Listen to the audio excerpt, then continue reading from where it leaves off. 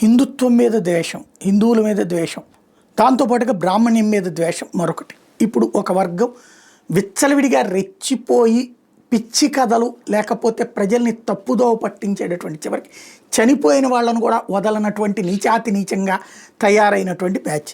కోట శ్రీనివాసరావు గారి మరణం మీద మానవత లేని వైద్యుడు, హేతుబద్ధత లేని శాస్త్రవేత్త, బాధ్యత లేని ఉపాధ్యాయుడు, క్రీడాస్ఫూర్తి లేని ఆటగాడు, రాజనీతిజ్ఞత లేని రాజకీయ నేత, అభ్యుదయం లేని కళాకారుడు, వాళ్ళ రంగంలో ఎంత గొప్ప వాళ్ళైనా కావచ్చు, వాళ్ళని గౌరవించి 10 కాలాలు తలుచుకోవాల్సిన పని లేదు. వాళ్ళు జస్ట్ పాసింగ్ క్లౌడ్స్ మాత్రమే.